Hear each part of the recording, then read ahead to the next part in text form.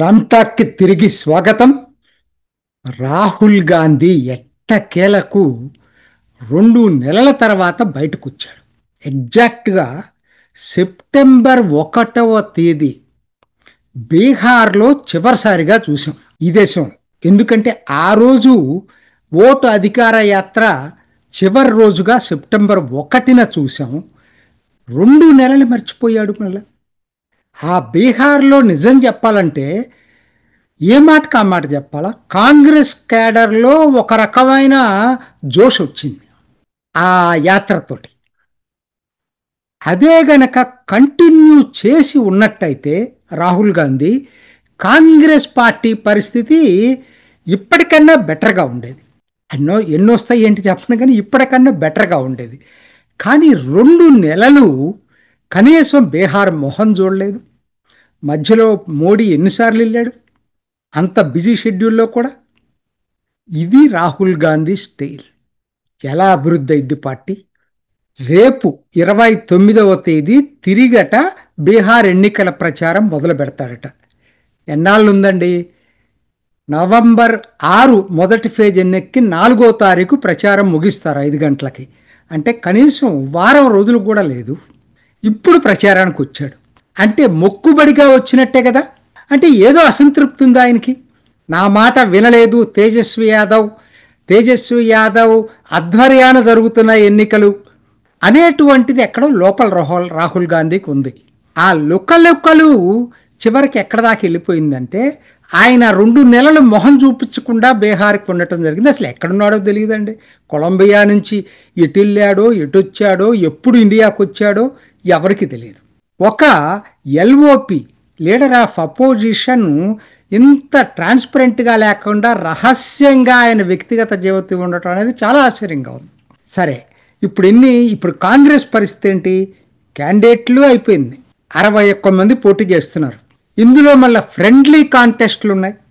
ఎన్ని friendly contest ఉన్నాయి? దాదాపు కాంగ్రెస్ మీద వాళ్ళ ఇండీ కూటమే 7 చోట్ల పోటీ చేస్తుంది. మొత్తం ఇండీ కూటమిలో 11 చోట్ల ఒకరి మీద ఒకరికి పోటీ చేస్తున్నారు. ఒకటి, రాహుల్ గాంధీ ఎందుకు నేను అంటున్నానంటే, క్యాండిడేట్ సెలక్షన్ వరస్ట్గా ఉంది. కాంగ్రెస్ అన్ని పార్టీలతో పోల్చుకున్నప్పుడు వరస్ట్గా ఉంది. ఏదైనా ఉందంటే అది కాంగ్రెస్ది. చాలా డిస్సాటిస్ఫాక్షన్ ఉంది క్యాండిడేట్స్కి. టికెట్లు అమ్ముకున్నారనేటువంటి అపప్రద మూట కట్టుకున్నారు. పట్లరుగా తెలుగు ఆయనే దాని బీహార్ ఇన్ఛార్జ్ కాంగ్రెస్ కృష్ణ అల్లవారు, ఆయన రాజేష్ రామ్ పిసిసి అధ్యక్షుడు, వీళ్ళిద్దరు కలిసి టికెట్లు అమ్ముకున్నారనేది బాగా వచ్చింది, గ్రౌండ్ లెవెల్లోకి వెళ్ళింది.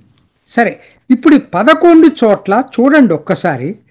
మీరు నేను ప్రాంతాల వారీగా ఇచ్చాను. మీరు పొలిటికల్ మ్యాప్ ఆఫ్ బీహార్ కొడితే జిల్లాల వారీగా వస్తుంది. అందులో నార్త్ వెస్ట్ ప్రాంతమే తిరుహుత్ అంటారు. చంపరణ్ నుంచి వైశాలి దాకా పైన సీతామర్రి అన్నీ కూడా కలిపి తిరుహుట్ ప్రాంతం అంటారు. ఈ ప్రాంతంలో పశ్చిమ 3 జిల్లాల్లో 3 నియోజకవర్గాల్లో, 2 జిల్లాల్లో 3 నియోజకవర్గాల్లో ఒకరి మీద ఒకరు పోటీ పడుతున్నారు. చూడండి, అవి ఇచ్చాను నేను. ఆర్జేడీ, కాంగ్రెస్ ఒక దాంట్లో, ఆ కాంగ్రెస్ సిపిఐ. అట్లానే మిథిల. ఇటు పక్కకు వస్తే దర్భంగా. ఇటీవల కాలంలో 1 సంవత్సరం క్రితం కొత్త ఎయిర్పోర్ట్ ఓపెన్ అయింది దర్భంగాలో. మీరు ఆశ్చర్యపోతారు, అసలు ఆ ఎయిర్పోర్ట్ ఫుల్ కెపాసిటీతో నడుస్తుంది. మిథిలాంచల్ చాలా ఒకనాడు గొప్ప ప్రాంతం అండి. Mithilanchal jute mills, sugar mills, cotton mills, చిన్న పరిశ్రమలు ఎన్నో ఉన్నాయి మిథిలాంచల్లో. సమస్తపూర్ కానీ, దర్భంగా కానీ, అట్లానే మధుబని, దర్భంగా పైన మధుబని.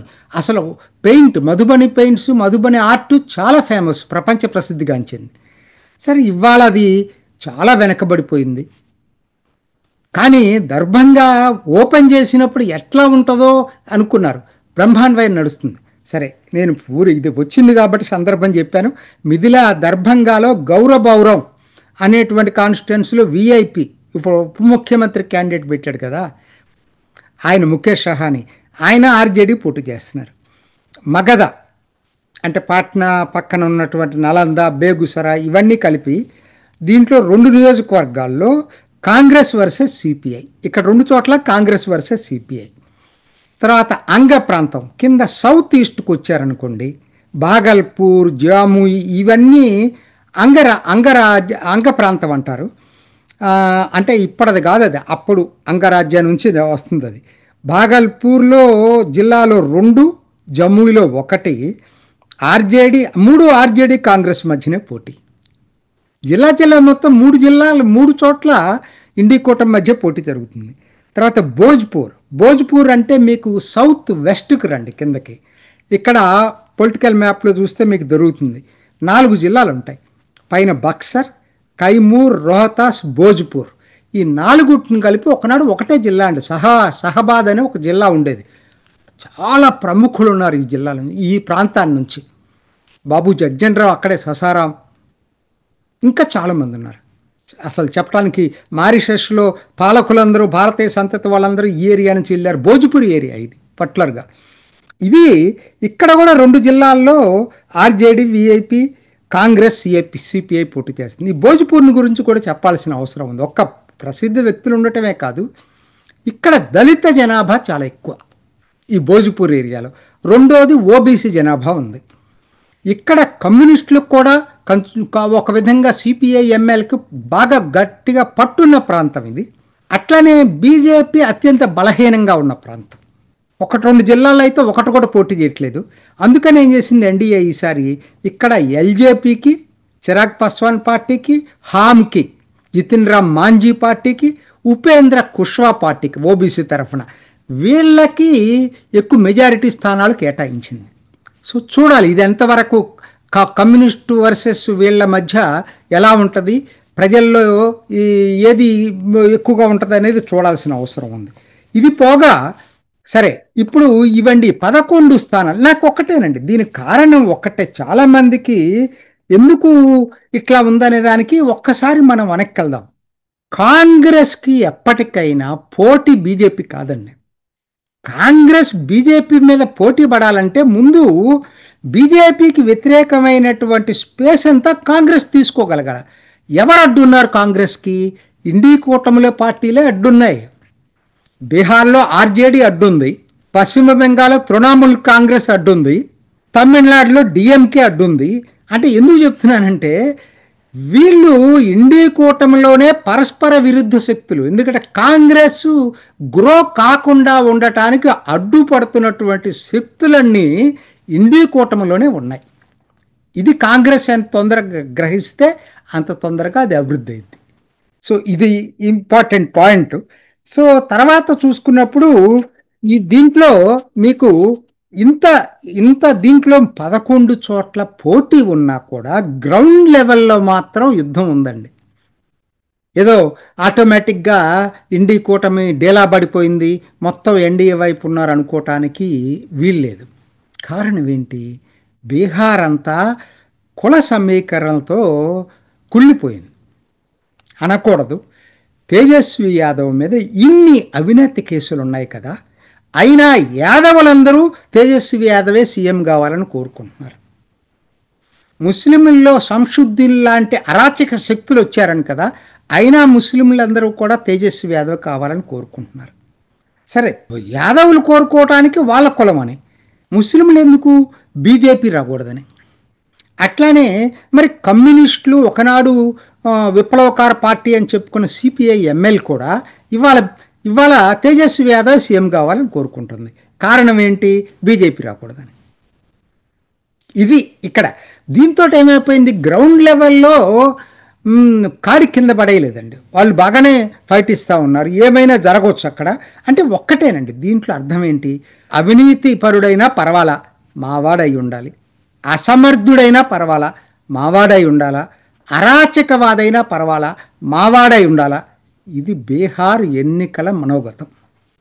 చెప్పండి ఇప్పుడు ఇటువంటి దీంట్లో ఎలా ఎన్నికలు? మరి ఇటువైపు పరిస్థితి ఏంటి? నితీష్ కుమార్ తోటి నిజం చెప్పాలంటే ఎన్డీఏ కూటమిలో ఫ్యాటిగ్యూ వచ్చిందండి. రాలేదని ఎవరన్నా చెప్పుకుంటే తనను తను వంచుకోవటం అవుతుంది. కాకపోతే వాళ్ళకు ఉత్సాహం ఉందల్లా ఒకే ఒక కారణం. ఆ కారణం మోడీ. ఈ రోజుకి మోడీ అంటే ఎన్డీఏకి ఓటేసేటువంటి వాళ్ళలో సామాన్య ప్రజల్లో ఈరోజు కూడా మోడీ అంటే మాత్రం విపరీతమైనటువంటి పాపులారిటీ ఈ రోజుకి ఉంది. మోడీ మంత్రమే ఎన్డీఏని గెలిపించాలి. ఇంకొక కారణం చెప్పమంటారా? బీజేపీలో ఇప్పుడు ఉత్సాహం ఉండటానికి అమిత్ షా అనౌన్స్ చేశాడు కదా, నితీష్ కుమార్ ఇప్పుడు ఆయన ఆధ్వర్యంలో ఎన్నికలకు వెళ్తున్నాం, సీఎం అనేది తర్వాత నిర్ణయిస్తాం అనేది. అది బీజేపీ క్యాడర్లో ఎప్పుడు లేని ఉత్సాహాన్ని తీసుకొచ్చింది. ఎందుకంటే అందరం చూశారు, జనతాదళ్ యూను చూశారు, మరి తేజస్వి యాదవ్ను చూశారు. సరే, కొత్తగా ఒక ఎక్స్పెరిమెంటు బీజేపీతో పక్కన యూపీలో అద్భుతంగా ప్రోగ్రెస్ నడుస్తుంది, అభివృద్ధి నడుస్తుంది. కాబట్టి బీహార్లో ఎందుకు బీజేపీ రాకూడదు? అందుకని బీజేపీ క్యాడర్లో ఒక్కసారైనా బీజేపీ అతను సీఎంగా చూడాలనే కోరిక చాలా బలంగా ఉంది. అది వాళ్ళని నడిపిస్తాం. ఏమవుతుందనేది ఎవరని చెప్పలేమండి. ఎన్డీఏకి మొగ్గు ఉన్నది, అది వాస్తవం, దాంట్లో డౌటే లేదు. ఎన్డీఏకి నాకున్న డౌట్ అల్లా 29 స్థానాలు చిరాగ్ పాస్వాను క్యారీ చేయగలడా? అట్లానే ఇటు తేజస్వి యాదవ్ సైడ్ ఏంటంటే కాంగ్రెస్ అత్యంత బలహీనమైన లింకు. సో మొత్తం మీద చూసినప్పుడు ఫస్ట్ ఫేజు రేపు అయిపోవచ్చింది, నవంబర్ 6వ తారీఖు అవుతుంది. అత్యంత గడ్డైనటువంటిది ఎన్డీఏకి ఈ ఫేజేనండి, అది చాలా ముఖ్యం, అందరు తెలుసుకోవాల్సింది. సెకండ్ ఫేజ్ చాలా నల్లేరు మీద నడక ఎన్డీఏకి. ఫస్ట్ ఫేజే చాలా కష్టం. చెప్పాను కదంతా, షహబాద్లో ఏరియాలో మీకు అసలు 4 జిల్లాలకు అసలు బీజేపీ అసలు చాలా రేరెస్ట్ ఆఫ్ రేర్ గెలిచింది అది. కాబట్టి ఇవాళ మగధ ప్రాంతం కూడా అంతే. కాబట్టి టఫెస్ట్ ఫేజ్ ఇది బీజేపీకి.